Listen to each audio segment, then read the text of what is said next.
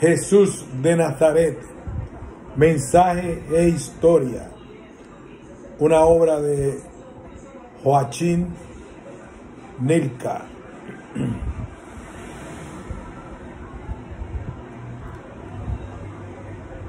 Jesús de Nazaret, mensaje e historia.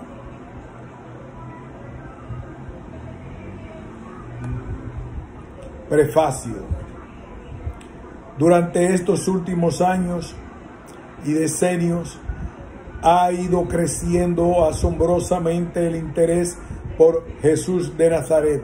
Este interés se ha extendido por amplios sectores de la población, contagiando no solo a los cristianos.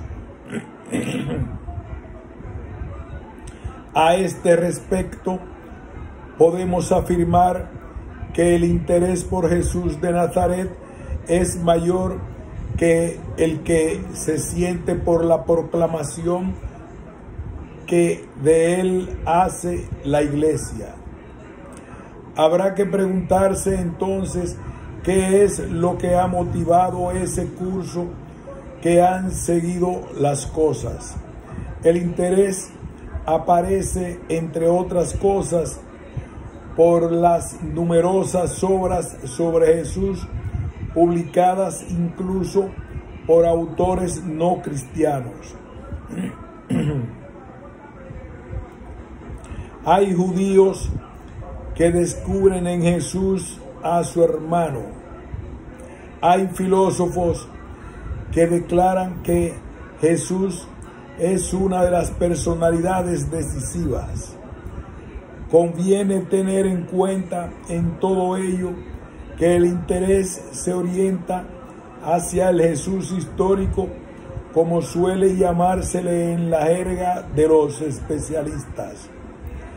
Es decir, el interés se dirige hacia el hombre, Jesús, hacia su vida, su mensaje y su historia.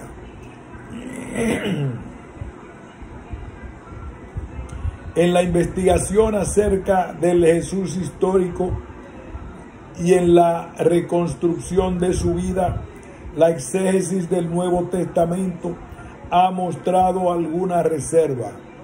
Con razón, en vista de las dificultades existentes. No cabe duda de que en estos últimos decenios la exégesis, por lo menos en los países de lengua alemana, ha estado influida por Bultmann, quien escribió, sí, una pequeña obra sobre Jesús, pero creyó que las investigaciones sobre el Jesús histórico carecían de significación teológica.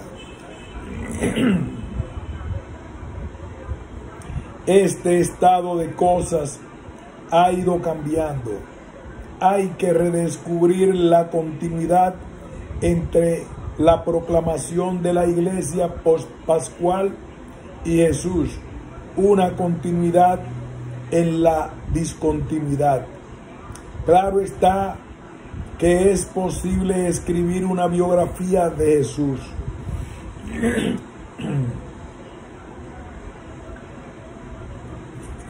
Puede intentarse reconstruir su mensaje, esclarecer la actividad de Jesús sobre el horizonte político y religioso intelectual de la época. La exposición no tendrá rasgos cuasi biográficos, sino por lo que respecta a las últimas horas de la vida de Jesús, a las horas de su pasión, horas que sabemos que se han conservado en una antigua historia de la pasión, por influida que esa historia esté por reflexiones teológicas. No espere, pues, el lector que esta obra sea una biografía de Jesús. Considérala más bien como una introducción que, mediante su lectura, ha de llevarle hacia aquel que para nosotros los cristianos es la personalidad decisiva por excelencia. Diré todavía unas palabras para quienes conocen algo la problemática del tema. Estarán al corriente de la verdadera inundación de obras que existen, principalmente sobre cuestiones de detalle. Para descargar un poco la amplitud de la obra, tuve que imponerme una limitación. Espero que me sabrán comprender. Múnich, julio de 1990. Joachim Nilka.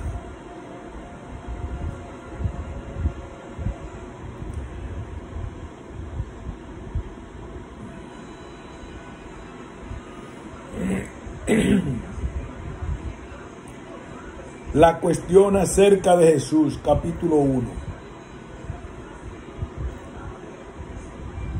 Desde Reimarus hasta el presente, comillas, ha sido curioso lo que ha ocurrido con la investigación acerca de la vida de Jesús. Se puso en camino para hallar al Jesús histórico y creyó que podría presentárnoslo a nuestro tiempo, tal como él era, como maestro y salvador.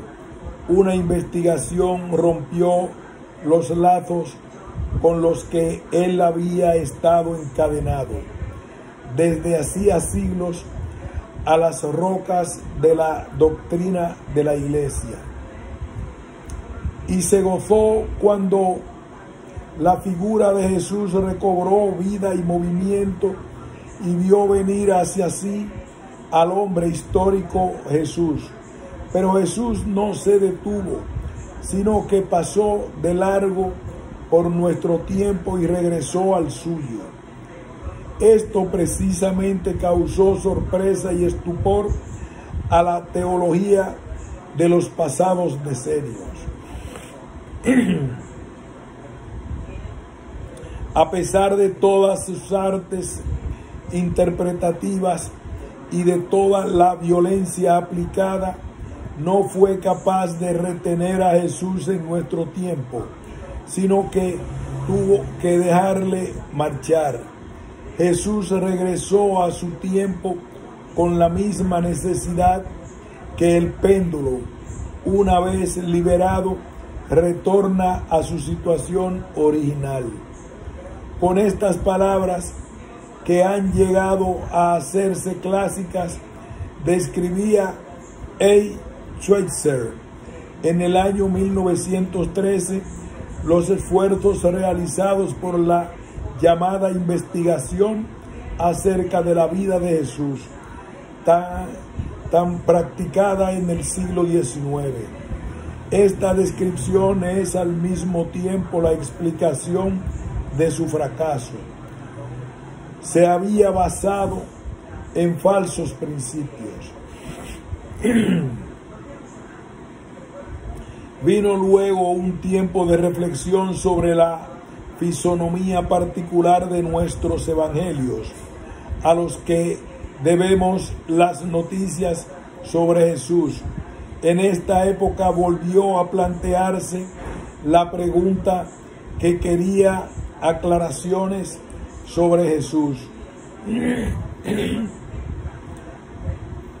En el esclarecimiento de la fisonomía particular de los evangelios se vieron posibilidades de plantear ahora de nuevo la pregunta abandonada. Es verdad que R. Bultmann, que había comenzado sus trabajos científicos después de terminada la investigación sobre la vida de Jesús, escribió un libro sobre Jesús, pero este especialista no se haya interesado seriamente, en último término, por la pregunta histórica acerca de Jesús. Y así, en la introducción de su obra, dice, refiriéndose al enfoque que da a su trabajo: quien esté dispuesto a poner siempre a Jesús entre comillas y a considerarlo únicamente como denominación abreviada del fenómeno histórico que nos ocupa, es muy dueño de hacerlo así. En otras obras sobre Jesús se recoge de manera inconfundible la pregunta acerca de él, y así en De Bellius trata de determinar en sus investigaciones lo que sabemos acerca de la manifestación histórica de Jesús. Y H. Baum pone como introducción a sus estudios la siguiente pregunta: ¿quién fue Jesús de Nazaret? Y añade que a esa pregunta querría su obrita darle una respuesta. En esta fase se mueven las investigaciones actuales, en las que vuelven a hallarse accesos al Jesús histórico y se lucha por conseguir criterios que sirvan para asegurar bien esos accesos, y en las que se discute también el peso teológico y la inserción teológica de la pregunta retrospectiva acerca de Jesús. Ahora bien, después de caracterizar así las líneas generales, la situación, conviene entrar un poco en detalles. Comenzó todo con la investigación acerca de Jesús. Era hija de la Ilustración y se hallaba desde un principio bajo un astro desfavorable, la separación emprendida por esta investigación entre Jesús y los evangelios no nacía de la conciencia científica y metodológica de que los evangelios son escritos confesionales, escritos que confiesan una fe y que necesitan que los leamos como tales. No, sino que nacía de la sospecha de que el Jesús que se nos describe en los evangelios no es el mismo Jesús que el Jesús histórico. Interesaría liberar a Jesús de las garras del dogma y presentarlo tal como él en realidad. Ad Schweitzer señala que no habría empresa histórica de carácter más personal que la de escribir una vida de Jesús, y que a los libros que se habían escrito se les había infundido todo el odio o todo el amor del que uno era capaz. Y así la época, que indudablemente aportó conocimientos que hicieron progresar los estudios, está caracterizada por la agresión y por la apologética, por el asalto a los evangelios y por la defensa de los mismos. La imparcialidad y libertad de prejuicios de la que tanto se jactaban los investigadores raras veces se vio tan descuidada como en esta ocasión, como en esta cuestión. Las imágenes de Jesús proyectadas, y no menos las que se debían a ilustrados, muestran en alto grado rasgos subjetivos. Muchos redescubrieron en el supuesto Jesús histórico la imagen que ellos mismos se habían formado de él. Será muy interesante ofrecer una breve panorámica del desarrollo de la historia del pensamiento que se va marcando en la investigación acerca de la vida de Jesús, de las tendencias seguidas por ese pensamiento y de las intenciones concretas del mismo. En H.S. Reimarus, que fue quien inició la investigación acerca de la vida de Jesús, se abre paso ya una de sus principales características, la explicación racionalista de los acontecimientos milagrosos y sobrenaturales transmitidos en los evangelios. Las explicaciones racionalistas se extienden desde la historia de milagros hasta el relato de la resurrección, pasando por la condición de Jesús de ser el Hijo de Dios. Concretamente sobre el relato de la resurrección, forja Reimarus una novela policíaca, un episodio como el robo del cadáver de Jesús y el engaño difundido por sus discípulos entre el pueblo. Reimarus se dirigía una y otra vez a los propugnadores de una religión de la razón o de una religión natural cuyos derechos quería él defender contra la fe de la Iglesia.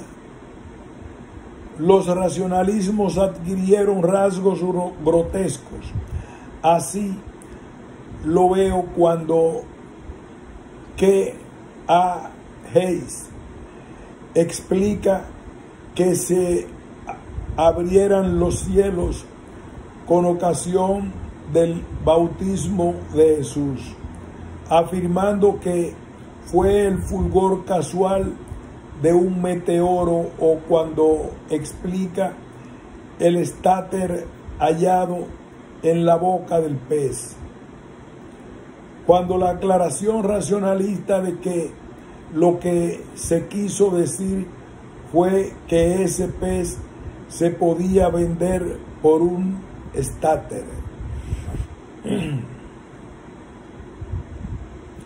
Aunque siguen produciéndose intentos análogos, la investigación sobre la vida de Jesús llega a una situación fundamentalmente nueva con D.F. Strauss, que es probablemente su representante más destacado. Este especialista se esfuerza por mostrar que las historias de los evangelios están llenas de materiales que tienen sus paralelos en el Antiguo Testamento y en la historia de las religiones. El Jesús de los evangelios sería mitológico. De esta manera llega dicho autor a su concepción del mito. La primera impresión que uno recibe es que Strauss equipara al mito con la leyenda y que lo utiliza para combatir la credibilidad histórica de los evangelios.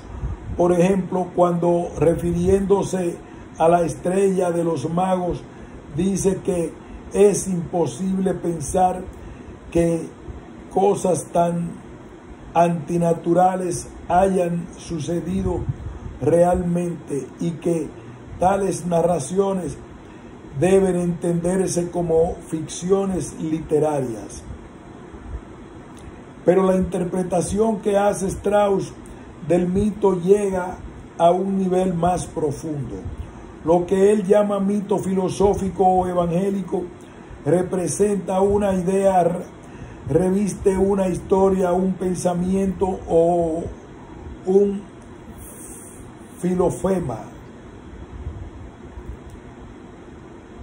Lo que él llama mito filosófico o evangélico representa una idea, reviste una historia, un pensamiento o filosofema. Ese mito expresa verdad, pero no una verdad que se concretiza en la historia, sino que se representa en la idea. En el Nuevo Testamento encontraríamos la idea de Jesús, el Dios encarnado.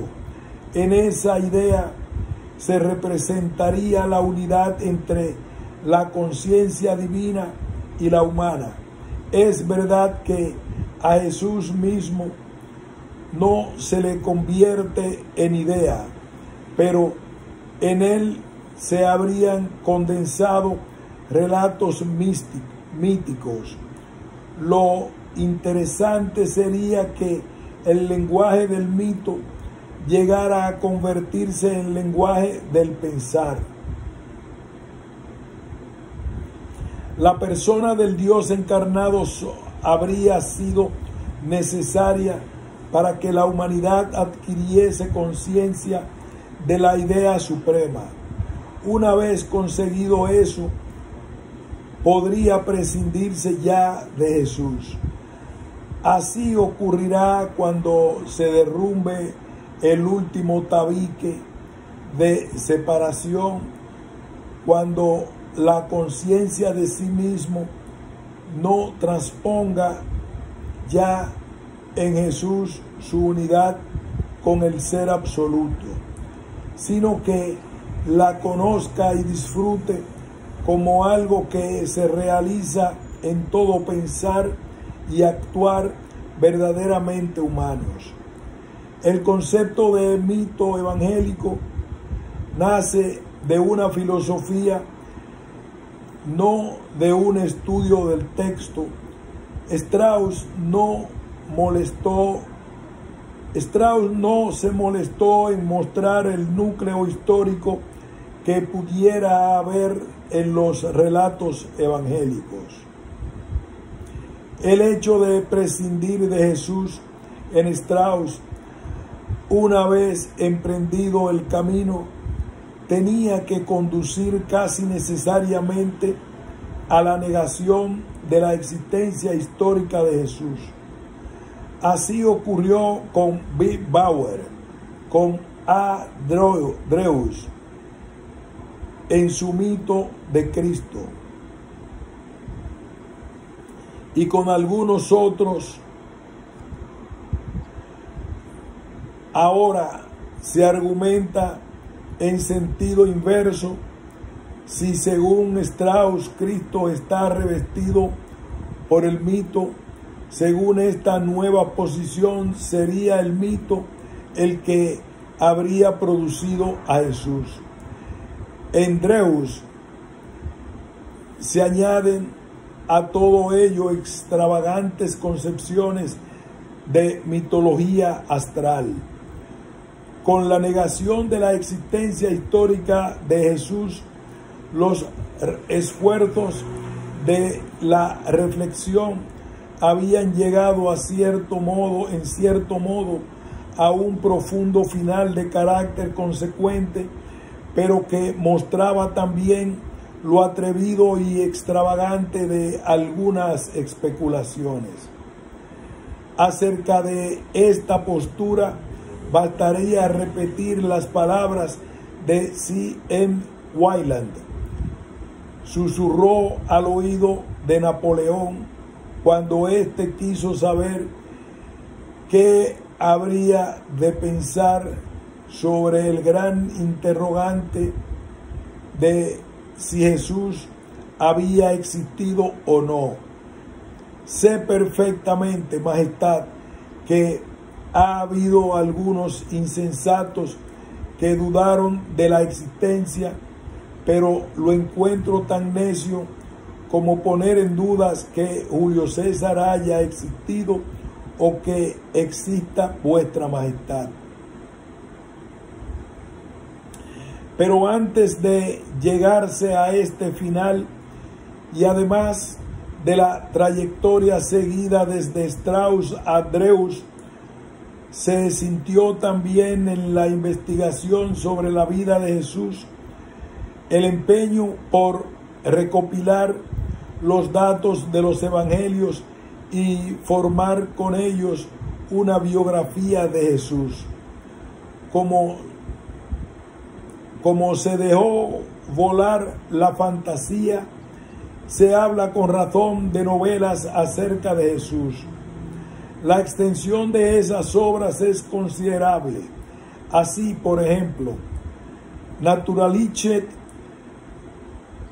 Geschichte des Großen von Fetten von Nazareth, Historia natural del gran profeta de Nazaret, de K.H. Venturini, comprende 4 volúmenes con un total de 2.700 páginas, mientras que la biografía de Jesús, compuesta por K.F. Brad, contaba con 3.000 esplendorosas páginas. La obra mencionada en primer lugar se publicó entre los años 1784-1792.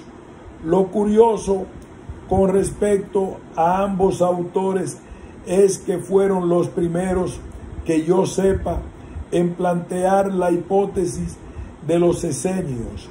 Jesús habría sido miembro de la orden de los esenios y habría actuado por encargo de ella. La finalidad de la labor habría sido enseñar a la gente con una religión basada en la razón. La descripción que Flavio Josefo hace de los esenios podía inducir posiblemente a atribuir esa comunidad fines racionalistas.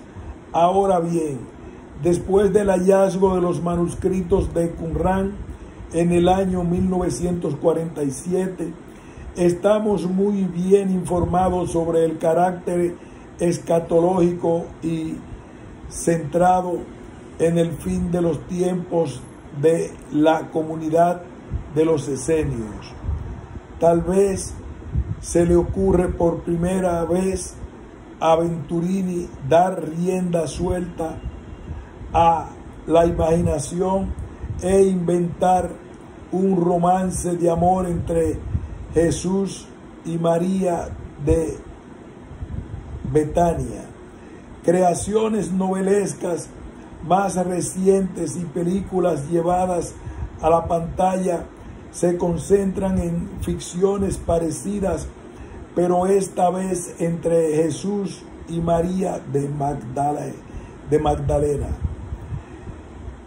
Quizás el autor que más éxito tuvo, aunque no el creador más inteligente de una novela sobre Jesús, fue E. Renan, como discípulo de D.F. Strauss, y por haber sido antes católico, dando luego la espalda a su iglesia, escribió una obra que en el espacio de 3 meses tuvo 8 ediciones y que introdujo en el mundo romántico y católico la nueva manera de contemplar a Jesús.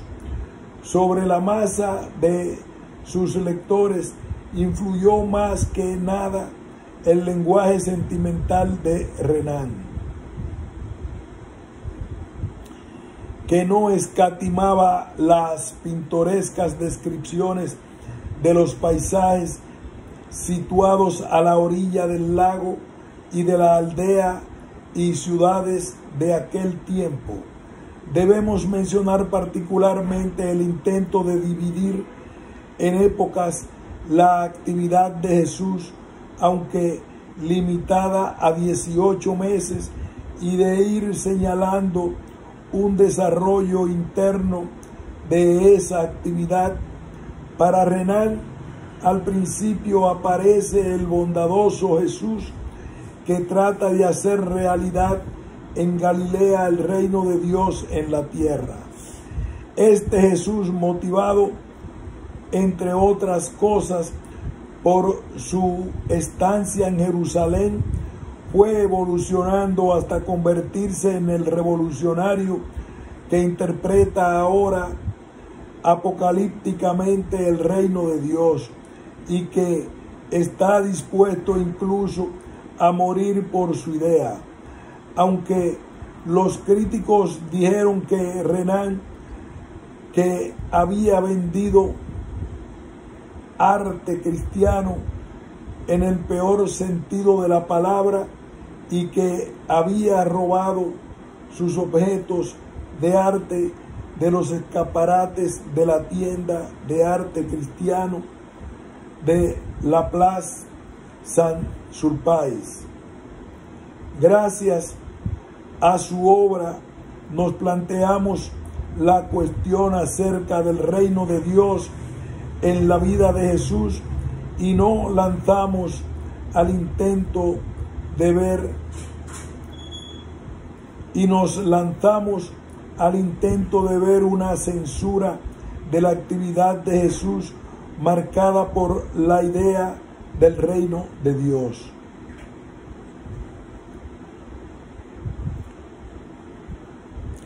Con el reino de Dios se ha mencionado un concepto central de la actividad de Jesús. Tenemos ahí delante de nosotros un punto en el que las discusiones se desarrollaban quizás con la misma tensión. Esos debates conducían al resultado positivo de que el reino de Dios había que considerarlo en Jesús como una magnitud escatológica del fin de los tiempos. Aunque esta idea nos parece hoy día la cosa más evidente, sin embargo, hizo falta tiempo para que lograra imponerse, porque la concepción difundida acerca del reino de Dios era que ese reino se encontraba ya presente, tenía carácter institucional y era identificado no raras veces con la Iglesia. En este aspecto le corresponde un mérito especial a la obra de J. Weiss, Die Predigt Jesu von Reich Gottes, la predicación de Jesús acerca del reino de Dios. La sensacional, más aún la revolucionario, era que el conocimiento del carácter escatológico del reino de Dios nos lo hará ver intuitivamente una anotación de R. Baldman, que en sus tiempos de estudio en la facultad recuerda unas palabras pronunciadas por J. Kaftan. Si el reino de Dios es una magnitud escatológica, entonces es un concepto inservible para la teología dogmática. Más atinado todavía que esa reacción de shock era comprobar que la nueva idea hizo que aflorase aterradoramente la conciencia de una comprensión aburguesada del cristianismo. Lo extraño y singular que había en la proclamación de nuestro testamento. En A. Schweitzer vemos que se halla bien integrada en la vida de Jesús la intuición de la calidad escatológica del reino de Dios, desarrollando este autor la teoría de la escatología consecuente. Para él, la escatología no sirve solo de fundamento para el esbozo biográfico de la actividad de Jesús, sino que mencionado especialista, gracias a la escatología, logra la posibilidad de distinguir entre dos épocas. La cesura la constituye el envío de los discípulos en misión. Jesús, que se había comprometido a sí mismo como el Mesías y que habría esperado su institución como el Hijo del Hombre, habría estado imbuido plenamente de una intensa expectativa de la cercanía. El misterio del reino de Dios, del que habla Marcos 4:11, estaría relacionado con esta expectativa de la cercanía. El rechazo experimentado en Nazaret habría movido a Jesús a evitar a los discípulos en misión. El orden de sucesión de las perícopas de Marcos 6:1-13 lo entiende Schweitzer aquí en sus otros lugares en sentido rigurosamente histórico. Jesús, al enviar sus discípulos en misión a Israel, habría estado firmemente persuadido de la idea de que esos discípulos no volverían ya a él en el presente eón. Y así adquieren importancia central aquellas palabras de Mateo 10:23, porque en verdad os digo, no terminaréis de recorrer las ciudades de Israel hasta que venga el Hijo del Hombre. Esta profecía, entendida por Schweitzer en los sentidos de la clara fijación de un plazo, no se habría cumplido. Los discípulos regresaron donde estaba Jesús y no tuvo lugar la manifestación del Hijo del Hombre. La segunda época, iniciada con una decepción, no habría hecho que Jesús renunciara a su obra, sino que habría suscitado en él una nueva disposición para ir a Jerusalén a fin de morir en esa ciudad. Jesús habría comprendido que su muerte era necesaria para que llegara definitivamente el reino de Dios. Así que para Schweitzer, la problemática de la llamada dilación de la parusia explica todo el curso ulterior de los acontecimientos. No podemos indicar ya aquí detalladamente la abigarrada variedad de los resultados a que se llegó en la investigación sobre la vida de Jesús y en la vinculación de estos resultados con puntos de partida subjetivos. Si se nos permite plantar etiquetas, diríamos que se trata de imágenes de un Jesús liberal, reino presente, mesianismo espiritualizado de B. Weiss y W. Beitschlag y otros, de un Jesús judío, Jesús como discípulo del Rabí Hillel en De Jong, desde un Jesús socialista, Kaltov, K. J. Kotsky, de un Jesús germánico, Hotzman. Se hicieron sobre él estudios psiquiátricos E. Rasmussen, H. Schiffer, H. Werner, y se le declaró incluso como un caso patológico. Eso sí, con Jesús como judío se había descubierto un aspecto importante. Aquí comienzan sus estudios unos investigadores cuya actividad se desarrolla ya en la época en que estaba finalizado la investigación sobre la vida de Jesús y cuyos trabajos siguen teniendo hoy vigencia, o al menos lanzaron iniciativas que continuaron influyendo. J. Dalman se esforzó en reconstruir la lengua materna de Jesús y averiguó que Jesús había hablado el dialecto galileo de la lengua aramea. H. Hunche, H. L. Strack y J.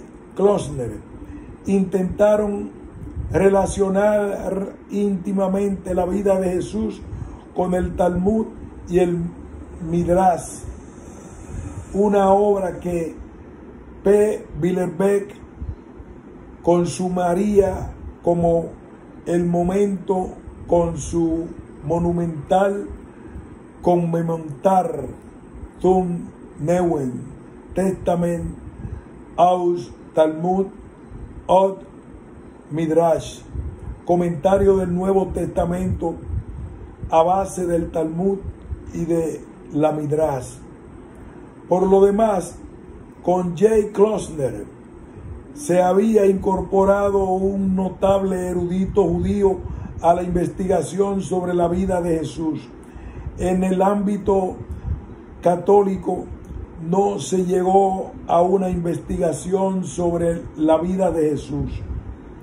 En este terreno tenía que hacer todavía su aparición la exégesis asociada con la nueva manera de contemplar la estructura y redacción de los evangelios.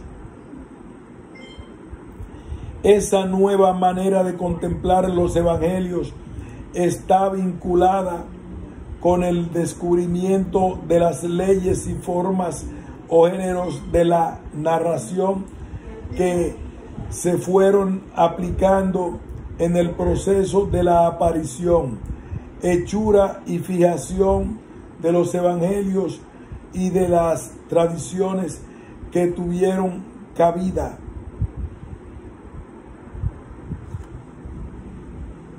en ellos. En la sección siguiente diremos algo sobre todo ello. Ese descubrimiento tiene que ver con la contemplación de los evangelios desde el punto de vista de la crítica y la historia de las formas, de la redacción y de la tradición. Esa perspectiva no solo nos ofrece un acceso adecuado a los evangelios, sino que además nos hace ser conscientes de las dificultades que existen y de los caminos que hay que recorrer para llegar hasta el Jesús histórico. Por eso podemos muy bien afirmar que una vez terminada la investigación antes descrita sobre la vida de Jesús, y que con A. Schweitzer quedó acabada en lo esencial, y después del desarrollo de los modernos métodos de investigación científica, se abrió una nueva vía de acceso a Jesús, toda vez que en el tiempo intermedio se habían calmado un poco los ánimos en ese sector. La nueva época comienza con el tiempo que sigue a la Segunda Guerra Mundial.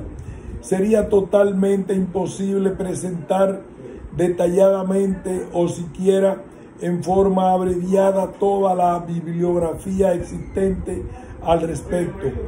Pero si echamos una mirada de conjunto a la producción literaria de esa época, observamos que numerosos autores, ateniéndose a los nuevos conocimientos, fundamentan metodológicamente sus exposiciones y en cierto modo ponen las cartas boca arriba.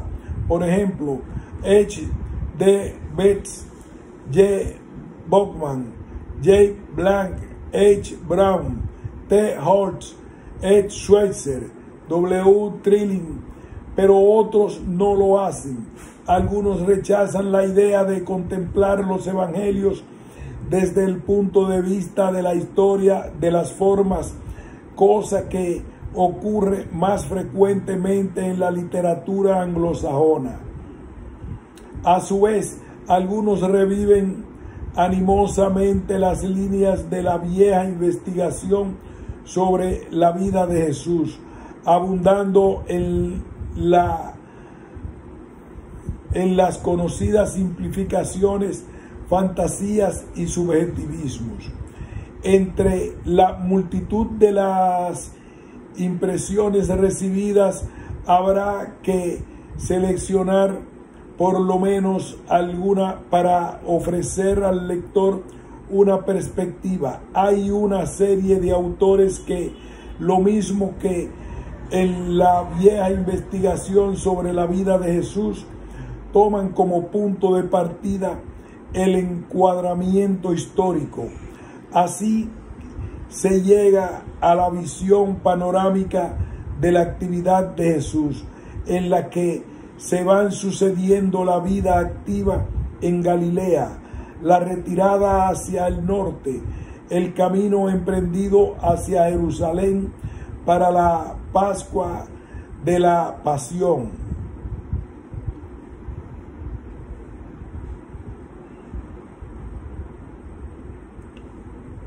Fuller, la confesión de Simón Pedro reconociendo al Mesías, constituye el punto crucial por la actividad de Jesús según la exposición de Marcos. Edward Nicole se esforzaría en deducir la vida de Jesús de un protoevangelio de Marcos por el supuesto. Van aumentando las exposiciones de la actividad de Jesús en las que el judío Jesús ocupa el lugar más destacado. Nos complace que en esta discusión tomen parte cada vez más autores judíos. Así, por ejemplo, Chin Ben Chorran descubrió en Jesús al hermano y llega incluso a escribir una obra sobre María según la perspectiva judía. En general, se presenta a Jesús como un judío fiel a la Torá, que nunca y en ninguna parte quebrantó las leyes mosaicas y rabínicas. Dentro de esta tendencia, De Flusser considera como adición secundaria el episodio de arrancar espigas en sábado, que en opinión suya constituye en la tradición sinóptica el único hecho en que se quebranta la ley. Una explicación parecida da Bernes, para quien Jesús es un auténtico carismático y taumaturgo santo, y que cree que en un malentendido de la tradición, la supresión de la diferencia entre los alimentos puros e impuros, supresión que constituía una considerable diferencia doctrinal con respecto al judaísmo. El conflicto que condujo a la muerte de Jesús es relacionado por Lapide con las supuestas intenciones Políticas y Militares de Jesús Ben-Chorin, que transfiere a Jesús a la imagen del fanático y visionario escatológico, tomada por este autor de manera bastante desvalida de la escatología consecuente de Schweitzer. Entre las nuevas obras sobre Jesús no faltan tampoco interpretaciones de la crítica social o socialistas. La obra más impresionante a este respecto sería la del marxista checo M. Machovek. Este autor se dedica sobre todo a estudiar el mensaje de Jesús, cuya calidad escatológica presenta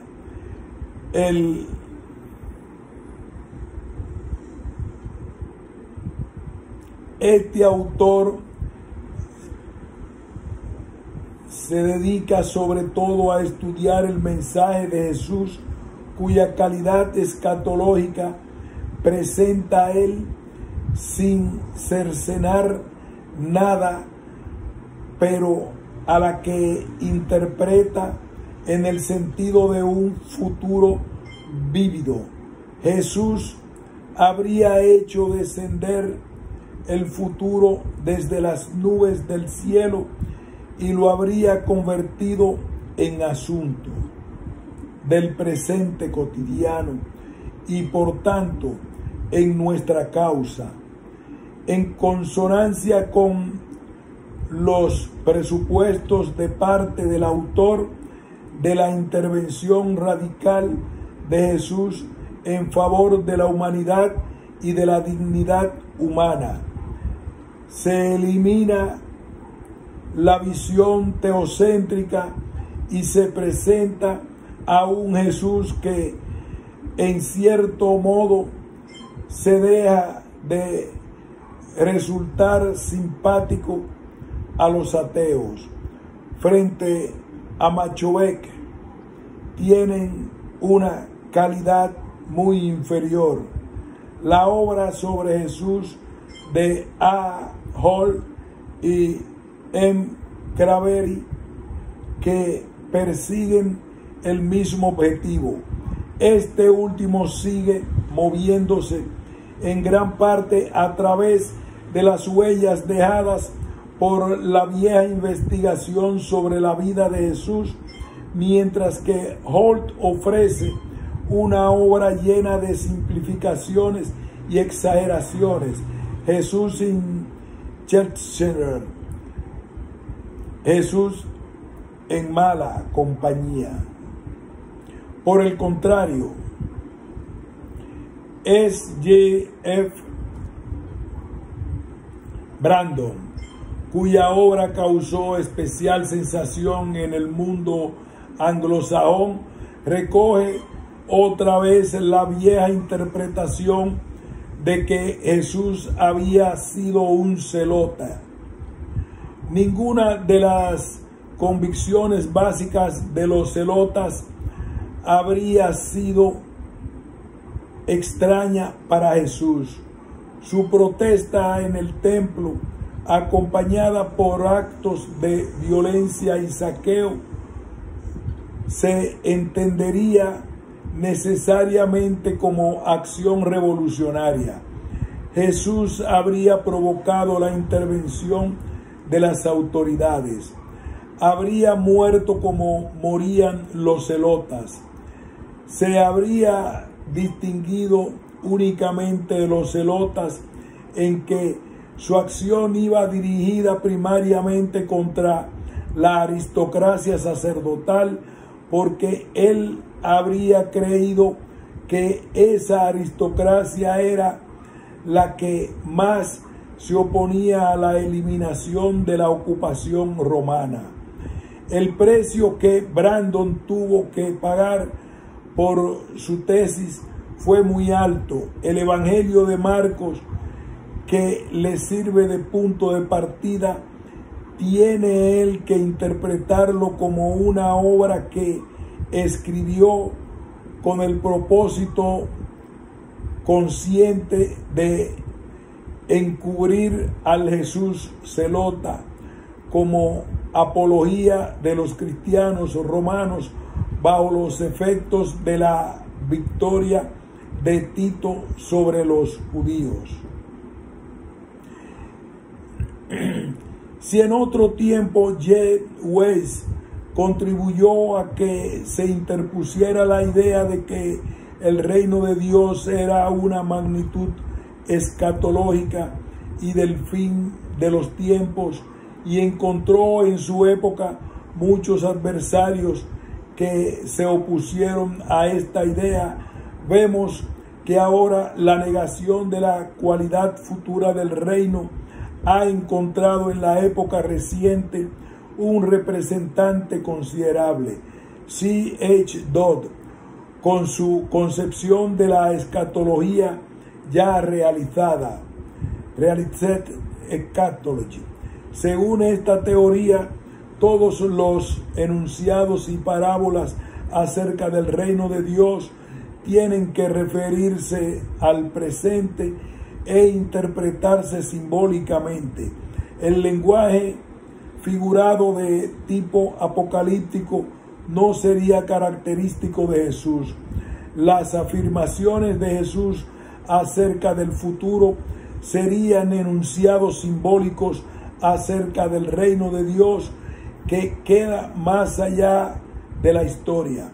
Las palabras acerca de la venida del Hijo del Hombre tendrían que entenderse como visión de la victoria definitiva de la causa de Dios sobre los poderes del universo. Hasta la interpretación psicológica de Jesús volvió a revivir en el presente. Hasta la interpretación psicológica de Jesús volvió a revivir en el presente. Claro que ya nadie se empeñó en penetrar en la psique personal de Jesús. K. Niedenweimer, que lo considera imposible como las fuentes de que dispone, se pregunta más bien por la relevancia psicológica del movimiento suscitado por Jesús. Los datos decisivos del destino de Jesús adquieren carácter arquetípico de la predicación acerca de la cercanía del reino de Dios inmediatamente ante un proceso de transformación, o la pasión de Jesús se convierte en el símbolo de la existencia humana que sucumbe en la lucha por cumplir tal sentido. Aquí hacemos una pausa y pasaremos más adelante a la consideración en la que mencionaremos además un grupo de investigadores que estudian las relaciones de Jesús con los partidos religiosos judíos de su tiempo. Pausamos.